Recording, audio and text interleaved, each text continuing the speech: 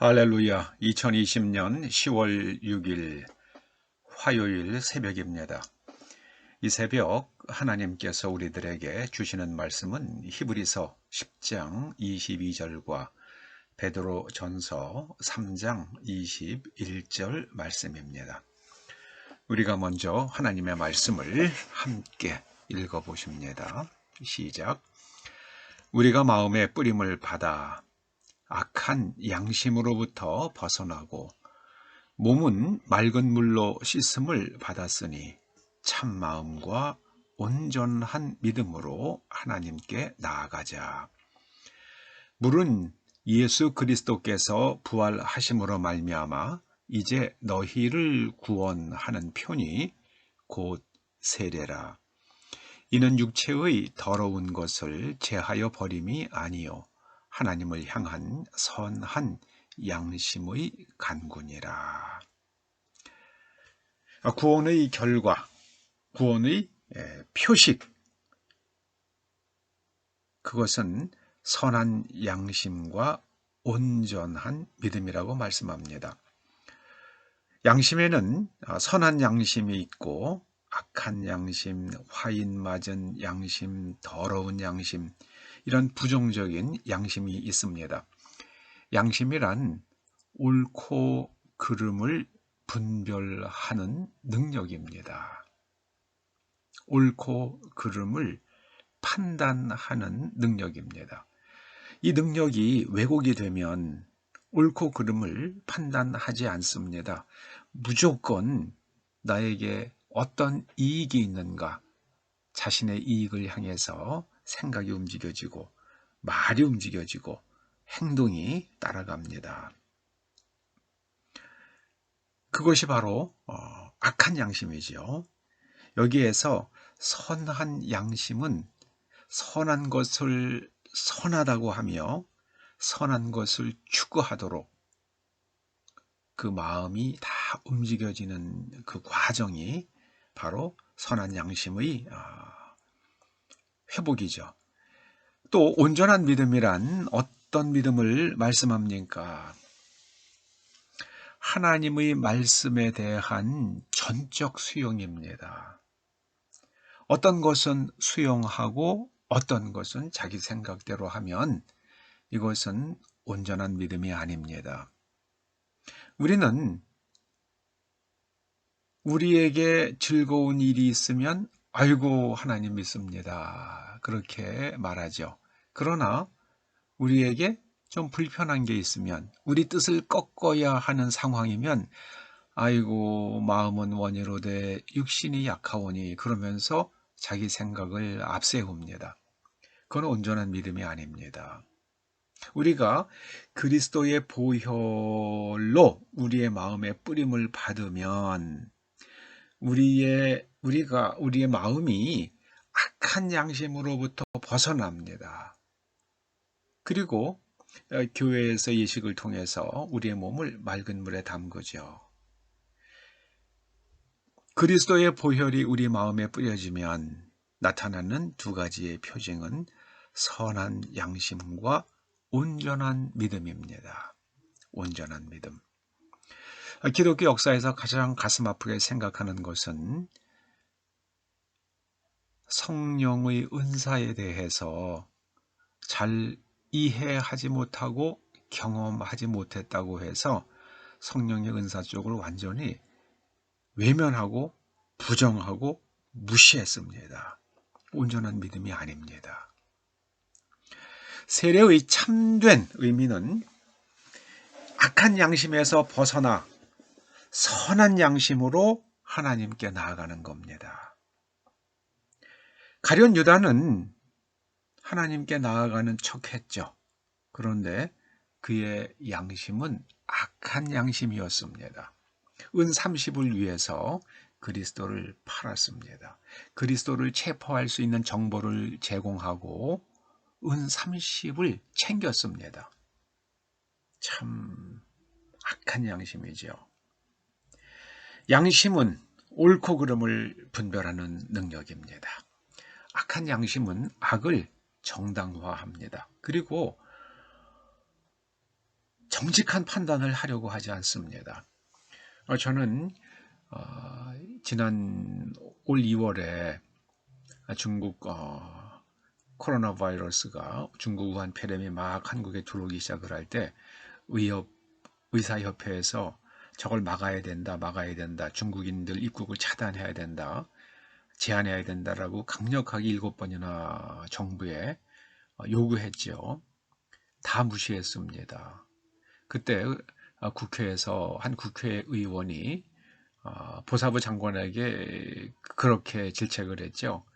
당신들 지금 방역을 한다고 하지만 아니 창문 열어놓고 모기는 마음대로 들어오는데 방 안에 들어온 모기 잡는다고 모기약 아무리 뿌려야 방 안에 모기가 없어지냐. 새로 모기가 들어오는데 이렇게 질책을 했죠. 그랬더니 그때 그 보사부 장관이 한 말이 아주 유명한 말을 했죠. 지금은 2월이고 겨울이기 때문에 모기가 없습니다. 저는 그때 그 우리나라 보사부 장관 그 이야기하는 걸 들으면서요. 저렇게 말하면은 대한민국에서는 장관 되는구나. 이제 앞으로 초등학교, 중고등학교에서는 저런 대화법을 가르쳐야 되겠구나. 저렇게 말하면 장관 되는구나 하는 거를 새삼스럽게 깨달았습니다. 저는 그러지 못해서 제가 장관이 못 됐는가 봅니다. 그거보다 조금 더 하면 대통령도 되고요. 그것이 대한민국의 현 주소인 것 같습니다. 에덴 동산에서 아담과 하와가 한 일을 생각해 보시자고요. 창조주 하나님께서는 선악을 알게 하는 나무의 열매를 먹지 말라 그러셨습니다. 그 말씀의 뜻은 그 선악을 알게 아는 것은, 선악을 분별하는 것은 객관화되어야지 먹어서 뱃속에 집어넣어가지고 주관화하지 말라는 말씀이지요. 그런데 뱀이 와가지고 먹어도 죽지 않고 또 눈이 밝아져서 하나님처럼 된다고 자꾸 유혹을 하니까 아담과 하와는 하나님처럼 되는 거 그게 매력적으로 느껴졌던가 봅니다. 그래서 하나님의 말씀과 뱀의 이야기 가운데에 어느 말이 맞는가? 하나님은 창조주시고 뱀은 피조물입니다. 누구 말이 맞습니까? 당연히 하나님 말씀이 맞죠. 그런데 아담과 하와는 뱀의 말을 따라갑니다. 뱀의 말을 듣는 가운데에 그들의 양심이 뱀의 것이 되었습니다. 그들의 양심이 뱀의 지배를 받게 되었습니다. 그것을 가리켜서 성경은 화인 맞은 양심이라고 부릅니다. 화인이란 것은 낙인을 찍는 거잖아요. 불도장을. 뱀이 아담과 하와의 선악을 판단하는 능력에 이거는 내 거야 라고 꽝 하고 불도장을 찍은 겁니다. 낙인을 찍어버렸어요. 그 낙인이 바로 원죄입니다. 스캇팩이라는 사람은, 정신과 의사는요, 스캇팩이라는 정신과 의사는 그걸 가리켜서 지적 게으름이라고 불렀습니다. 아니 하나님께 나아가서 하나님, 뱀이 와서 이렇게 이야기를 하는데 하나님 말씀이 맞아요? 뱀의 말이 맞아요? 하나님께 여쭤보던가 아니면은 좀 생각해 보면 하나님은 창조주시고 뱀은 피조물인데 당연히 하나님 말씀이 맞겠지. 이게 상식 아닙니까? 그런데 아담과 하와는 생각을 하지 않습니다. 생각을 하질 않아요. 이번에 10월 3일에 시민단체들이 광화문에서 집회를 한다고 신고를 하고요. 집회를 하겠다 그러니까 버스 300대를 동원을 해서 완전히 광화문 광장을 둘러막지 않았습니까? 그리고 나서 경찰이 한 말이 뭐였습니까? 이건 아주 위급한 상황이다.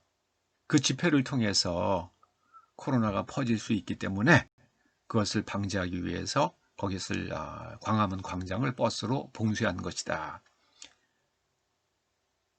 그러면 사람이 밀집하는 곳이라고 하면은 세상에 광화문 광장이 아무리 밀집도가 높아도 아침 출근길 지하철만 하겠습니까? 아침에 10,000원 버스만 하겠습니까?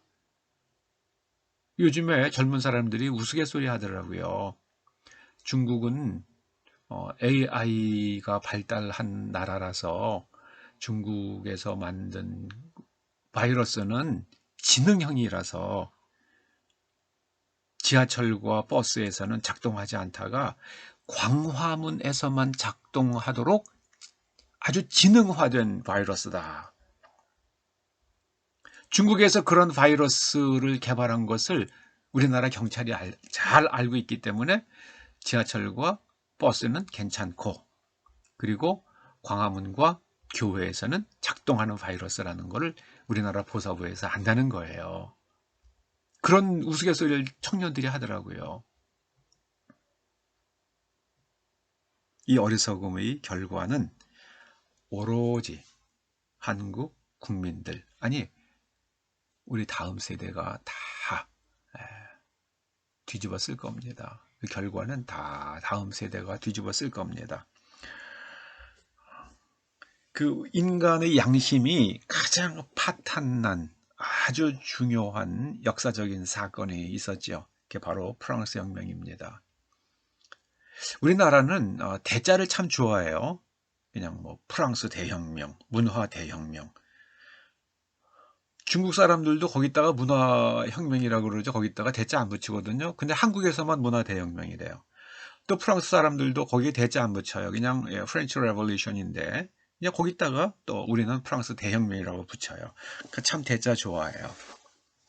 저는 프랑스 혁명에는 두 얼굴이 있다고 그러죠. 밝은 면과 어두운 면이 있는데 사실 인류에게 큰 해악을 끼치는 것은 어두운 면입니다. 프랑스 혁명에서 내건 기치들이요. 자유와 평등과 프레테니테르 울라목드. 그걸 갖다가 일본 사람들이 그 프레테니테르를 박애라고 번역을 했는데요. 그거는 박애하고는 거리가 멀어도 한참 먼 단어입니다. 프레테니테르가 이게 영어로 오면 프레터니티가 돼요. 프레터니티가 바로 동창회죠. 우리 동지들. 그래서 이 공산당원들이 북한에서도 그러고 동무 그러잖아요. 그게 프랑스 혁명에서 나온 것으로 저는 알고 있습니다. 프레터니티가 바로 그 말이에요. 동지. 동지가 아니면 다 죽여. 울라목트.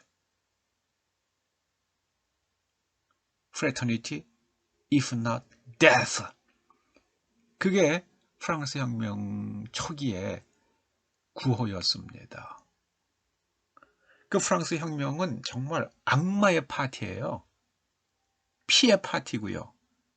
반면에 영국 사람들은 우리가 조상으로부터 물려받은 지켜야 할 성경이 가르쳐준 교회가 가르쳐준 지켜야 할 고귀한 가치는 지키며 사회가 가지고 있는 문제점들은 계속해서 개혁해 나가자. 그렇게 이제 영국에서는 정치판이 짜여지죠. 정치인들의 머릿속이 짜여집니다. 지킬 것을 지키면서 개혁할 것을 개혁하자.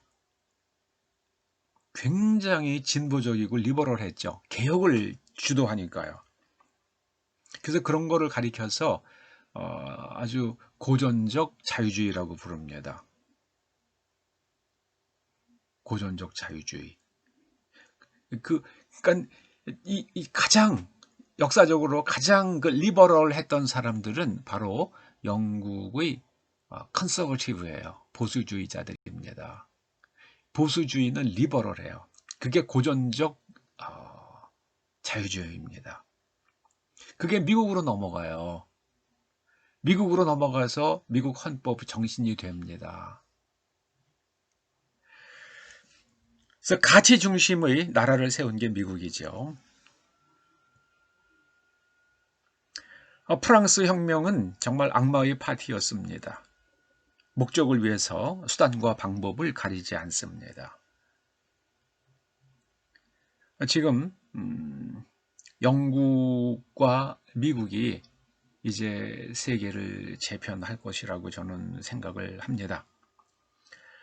아무쪼록 보수주의는 그냥 무조건 옛날 게 좋아가 아닙니다. 그 보수주의자들이 바로 미국에서 영국에서도 노예 제도를 뒤엎죠. 그 다음에 그게 또 이제 미국에서도 링컨에 의해서 노예 해방이 일어나죠. 여러분, 그 보수주의는요, 인간의 가장 고귀한 가치를 지키면서 더 좋은 사회를 만들기 위해서 끊임없이 개혁하는 게 바로 고전적 자유주의입니다. 클래시컬 리버럴리즘입니다. 그게 바로 오늘날 정치학에서 말하는 컨서버티브는 바로 그겁니다. 하나님께서는 이 선한 양심을 가지고 하나님께 나아가는 것, 이것이 바로 구원이고 믿음이다. 그렇게 말씀해 주십니다. 기도하시죠. 아버지 하나님 감사드립니다.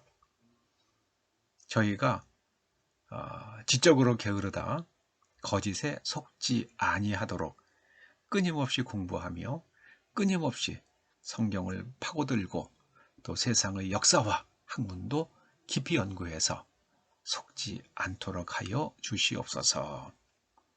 우리가 선한 양심으로 온전한 믿음으로 날마다 하나님께 나아가는 사람들 되게 하여 주시옵소서. 예수님의 이름으로 기도드립니다. 아멘.